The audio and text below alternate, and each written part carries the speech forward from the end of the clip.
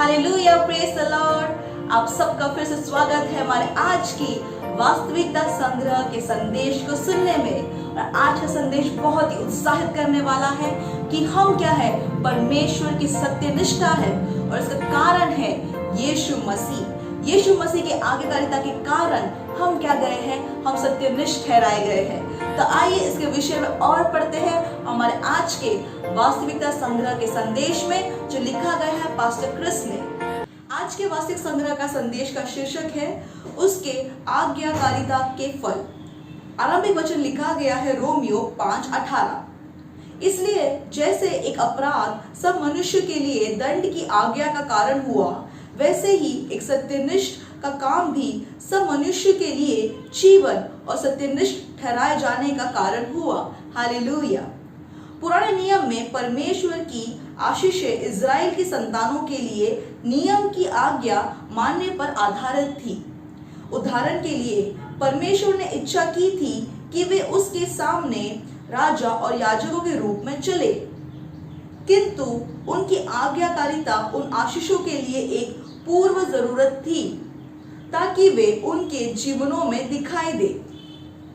निर्गमन 19:5-6 में उसने कहा, इसलिए अब यदि तुम निश्चय मेरी मानोगे और मेरी वाचा का पालन करोगे, तो सब लोगों में से तुम ही मेरी निज धन ठहराओगे।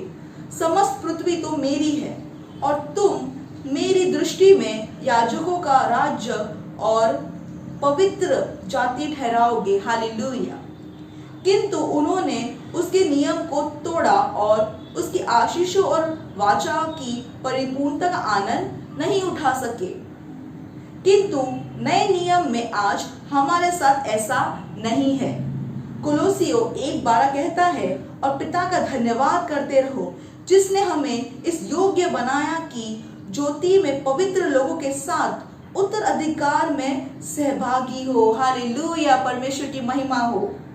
हम योग्य बनाए गए हैं प्रकाश के राज्य में संतों के साथ विरासत में सहभागी होने के लिए। हम आशीषों के और परमेश्वर के जीवन के लाभों के सहभागी और भागीदार है, जो कि परमेश्वर के सारे संतों के लिए सुरक्षित की गई है। यह हमारी आज्ञाकारिता के कारण नहीं हुआ, किंतु मसीह की आज्ञाकारिता के कारण हुआ। रोमियो 5:19। यीशु मसीह ने नियम को पूरा किया और फिर उसने उसको समाप्त कर दिया। आप उसकी आज्ञाकारिता के फल है। उसकी आज्ञाकारिता के कारण परमेश्वर का उपहार, उसकी सत्यनिष्ठा की आशीष आपके ऊपर उंडाली गई है। आज आपको आशीषों के लिए परमेश्वर के नियम की आज्ञा मानने की जरूरत नहीं है। आप मसीह में सारे आत्मिक आशीषों के साथ आशीषित जन्मे थे। हालेलुया। इफिसियों 1:3। नए नियम में कहीं भी हमें नहीं बताया गया है कि हम आशीष पाने के लिए आज्ञा माने, वरन हम उसके आज्ञाकारी लोग कहलाते हैं। पहला पत्रस 1:14। हम उन लोगों की तरह परिभाषित किए जाते हैं जिन्होंने हृदय से परमेश्वर के सच्चाई के वचन की आज्ञा मान ली है। रोमियो 6:17।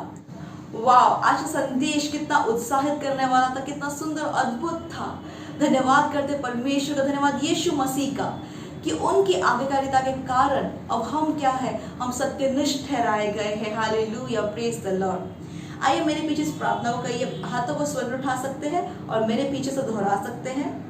प्यारे पिता, मैं इस जानकारी के लिए आपका धन्यवाद देता हूँ कि मेरी आशीषें मसीह के उद्धार के कामों का और उसका परिणाम है कि मैं उसमें कौन हूँ।